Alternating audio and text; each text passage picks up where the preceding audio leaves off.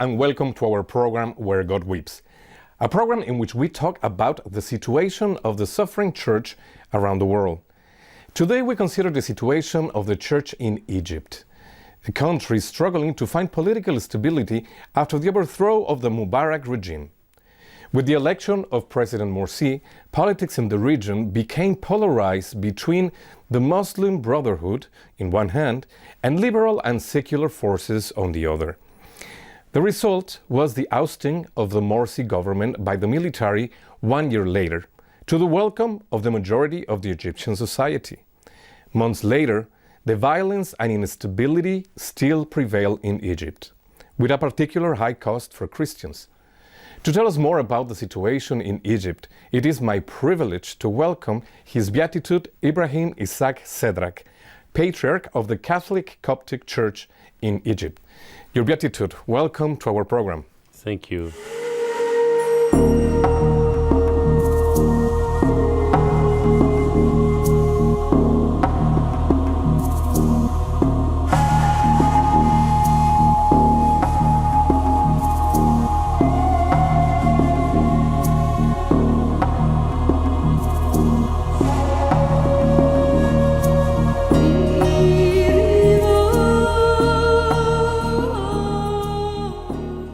Can you explain us briefly what is the situation in the country at this moment? I can say we had a revolution with two waves. The first wave was against the abuse of the power. Mubarak, long time as president, and his entourage became difficult to continue, and after 30 years they should have gone. So I think with many problems, economic, social problems, the people felt that Egypt cannot go. The life that the people is looking for. So with many movement and many discussion and many things, the people finished by telling Mubarak stop. It was 25th January 2011. So after Mubarak came, the situation was unclear. With Mubarak delivered the power to the military directly, and it was like a council of the military. And they tried to make or to govern during the transition period in that time. But I think the party, the civil party, were and still weak. So the most organized was the Brotherhood Muslim. And in the same time, they were everywhere in the country, in the villages and the popular area, and they were helping the people. And the people, always everywhere, they are pragmatic. They want to have a good life. So they looked for a new period with these people who were discriminated by the regime for 80 years working underground, and in the same time they declared that they wanted to apply the Islam Sharia, the Islamic law. So the people told, let us try with them, and I think they won the election, parliamentary election and presidential election, and everybody was okay, let us try. Yes, Morsi was elected in a democratic way. And that is legitimate, Your Beatitude. There was really a legitimate election where people really decided, and yes, we want this candidate. We want him to become the leader of the country. I'm not here as a political man. I'm a simple Egyptian.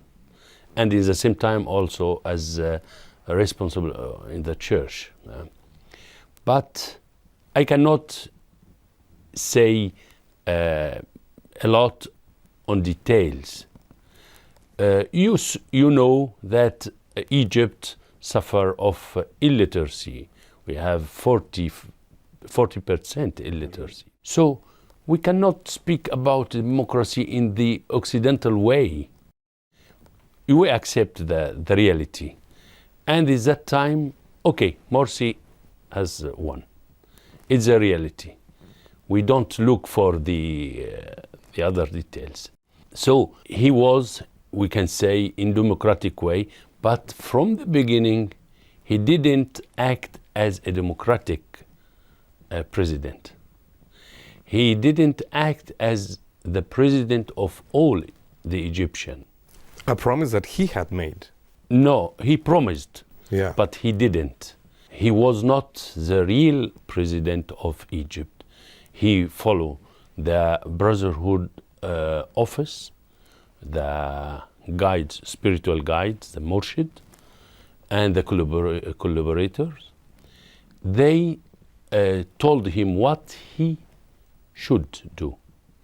So little by little, we discovered they are realizing the Brotherhood Muslim plan, the Islamic plan governance. So he emitted 3 decrees anti-constitutional.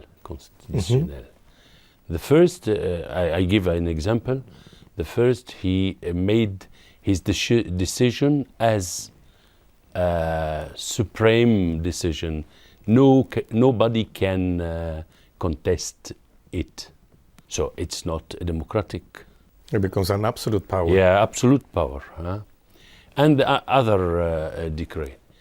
But in the same time, he began to realize the plan, eliminating everybody who are working in ministries and the government and the parliament, everywhere.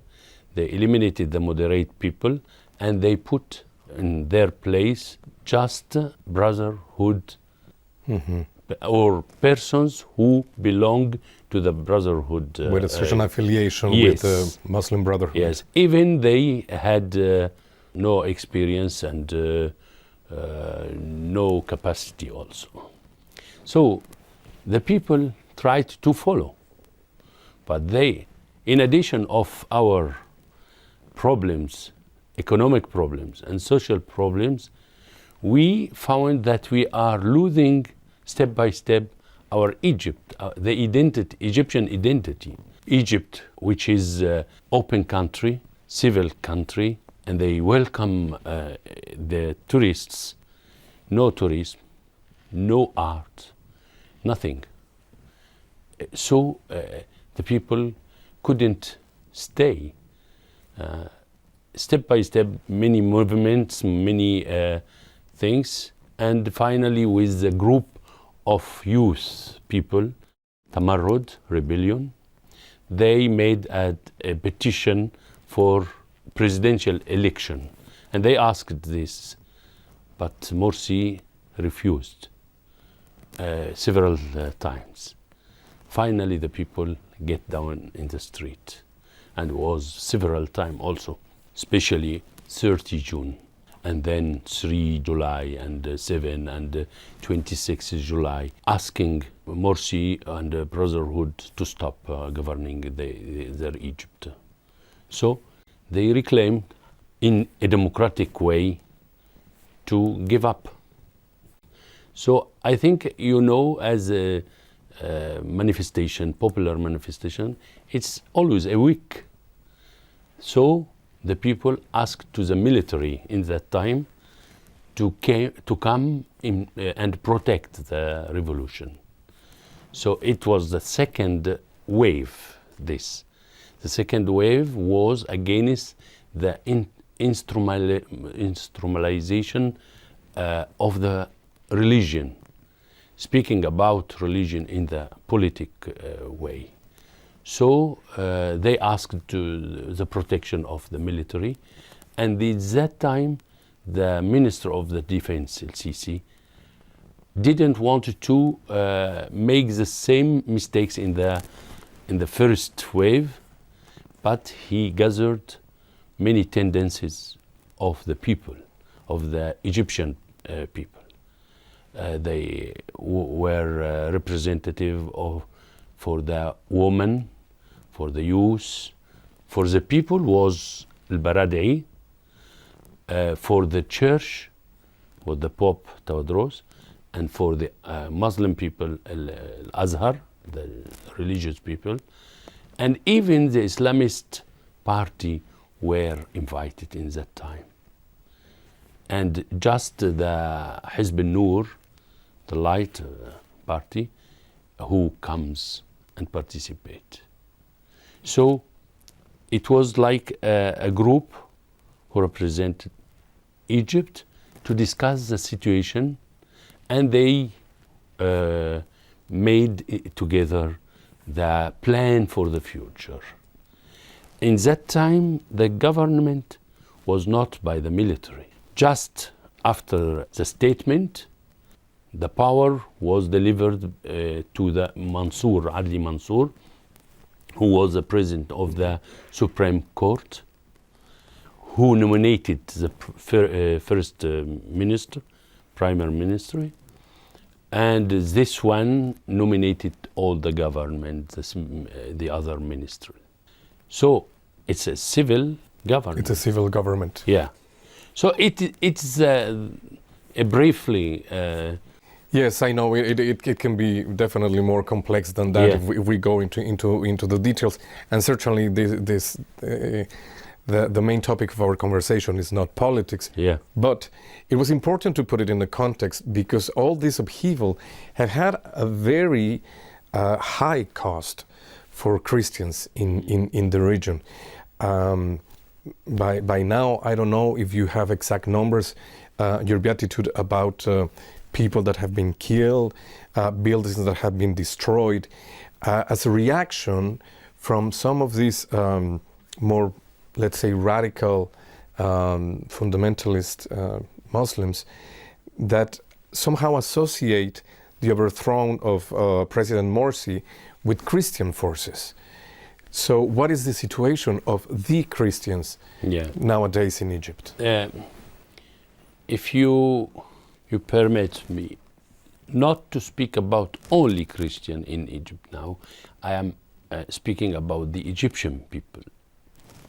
In between also the Christian who suffered a lot. But I think after the given through of the Morsi, his supporters didn't accept this, and they tried to make trouble in the country, everywhere, gathering and having weapons and many things.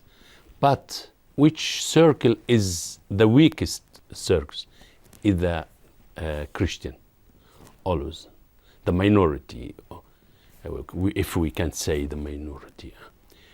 In the same time, they attacked the Christian for two things: to make trouble, and many fundamentalists didn't want the Christian to stay. But the majority of the Egyptian people confirmed that they want the Christian with them.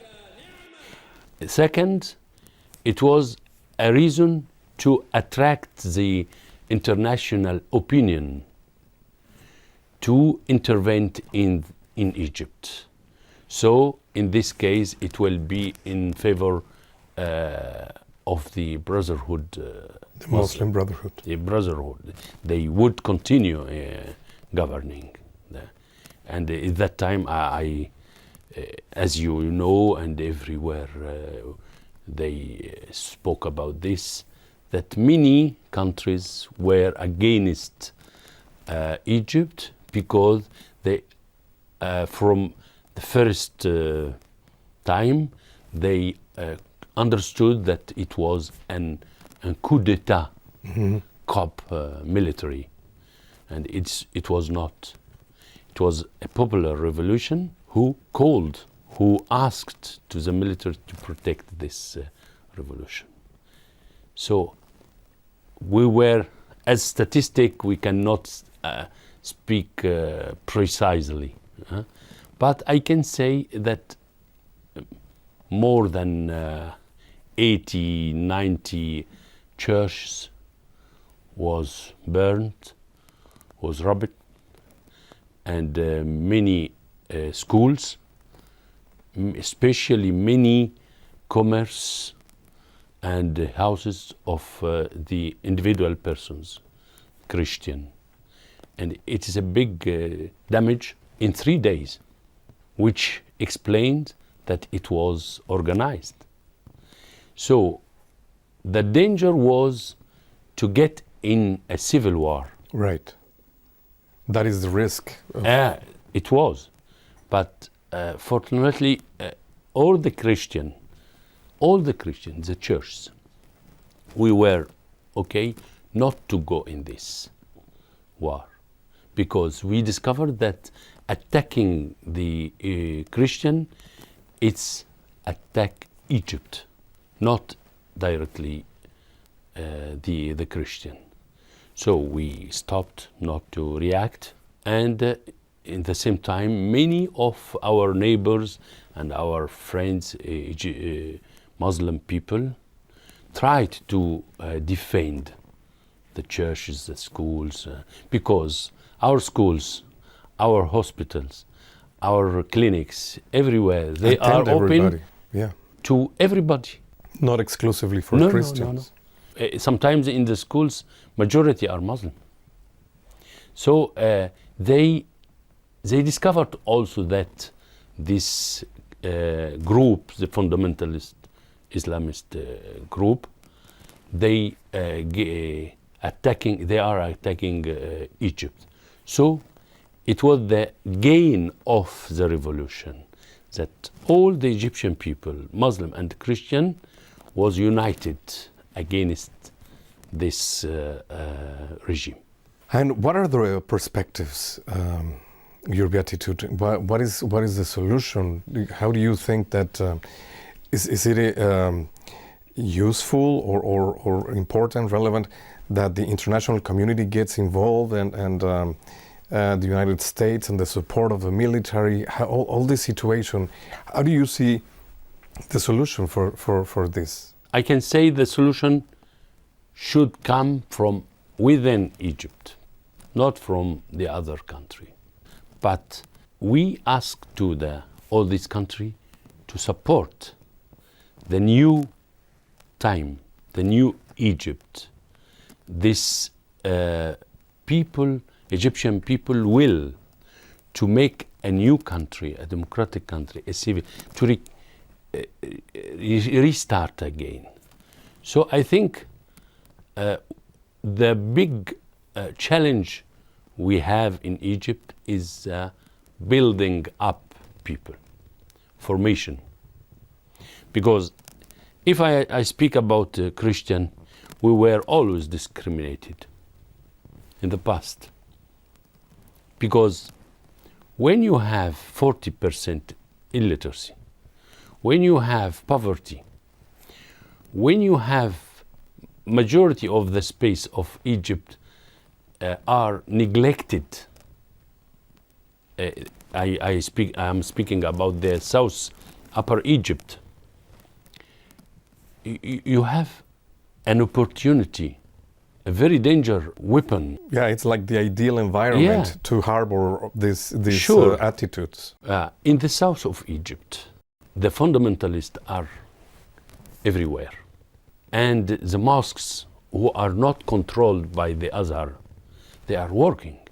Many families, big families, clan, are controlling the situation. So if you have moderate Muslim, if you have minority of Christian, they are oppressed. They could not react. So you have always an occasion to make trouble in the country. And what the security? When a policeman was sent to work in Upper Egypt, he considered this as punish. Because of the conditions of yes, the a condition, region. or this condition. And he tried to compromise with the families, with fundamentalists and so on. All that reasons can explain the situation. So one of the big solution is the building up people, civil formation, and to restart Egypt on the citizenship, Egyptian citizenship, not as religious law or but we have to respect also that the majority of people want the Islam, but they didn't want now the Islamic government, the Islamic regime. They discovered that what they promised is illusion. They cannot go on with this regime. So I think many gains we get from the revolution, the new conscience of the people that they wanted to make their country. They are ready to work together, Muslim and Christian. And they discovered that this game cannot go with them, dividing them as Muslim, Christian. They wanted to be one only people and one country. One country of Egyptian citizens. Yeah, citizenship.